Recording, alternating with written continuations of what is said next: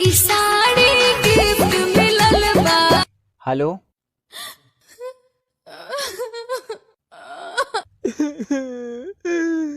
अरे काहे रोने लगा रे? फोन पर कौन तू रोवतिया? वही से तहु रोवा तारी। ए फगुनिया हम तो से प्यार करते हैं। हाँ तो ठीक बा, हमरा भैया से दूर रहिए। सुन लो, ई सब तहरा खातिर स्पेशल गावतनी। का सुनी? गाना गावतनी। अच्छा गावो। अरे बड़ा सुंदर गीत गावो तारी, कहाँ से सीखली हो? ए सपना आओ मालभोग खा के जाइए, बनैले बानी घर में भी चूल्हा लिपे के नहीं लगा ना जी। कौनो गलती भइल बा का? का चिल्लाता इस रे भैंस? भैंसे मत कहना तो बाहरिया निकलन मु तो बता दे।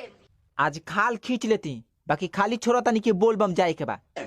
आए तो कुल बोल बम पहुंचा देवे एक बार में।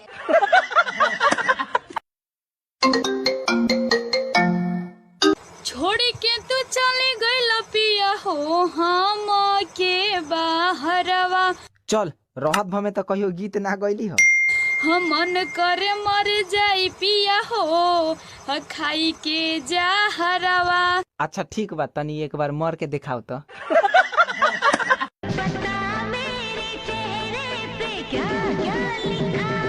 पढ़ तो बाबा, क्या लिखा है पढ़ तो। रोज खाता बलमुआ देवरा उठलाली से रोटी बोर के। रे माई आज हमरा के देखे हो यहाँ सका। हाँ सुन, ए पूछियन सगे का करेला तो कही है रेलवे में नौकरी करेनी, उंगा ढेर दहेज दिहन से बुझाई। आ चाहे कह देम कि दूसरा गांव में धन कुटी चलावे नी। ए प्रीति बोल मुझावसा।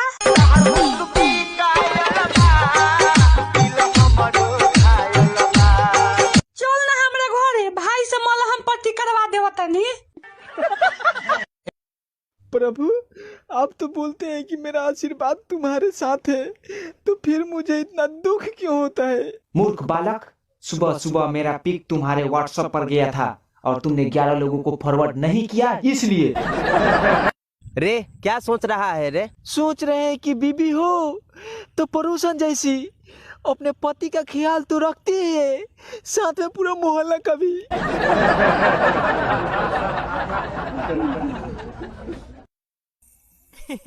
आए एगो चुमा दा। कहाँ चाहिए? है जी ऑटो पे चाहिए ना, खाना खाए में गोजन हो जाई। छैला बाबू तू कैसा? हेलो अब मैसेज क्या लिखते हैं? I call you fight bank. दूसरी की लड़की साथ बिजी हैं और शर्म भी नहीं आता है, अंग्रेजी नहीं आता है तो पूरा फायदा उठाते हैं। ले ली बोगी। एक मिनट, तुम मेरी बीबी की बहन तो नहीं ना हो?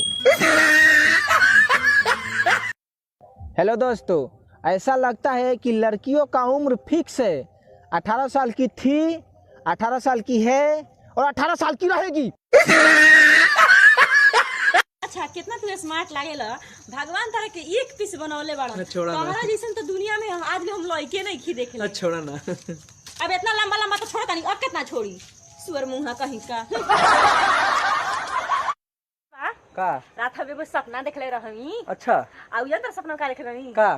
तू गोबर में गिरा रहुआ, हम रसगुल्ला के रस में। ओही घड़ी हम हूँ एगो सपना देखनी। अच्छा तू को देख रहुआ? तू हमारा चाटत रहलू और हम तोरा।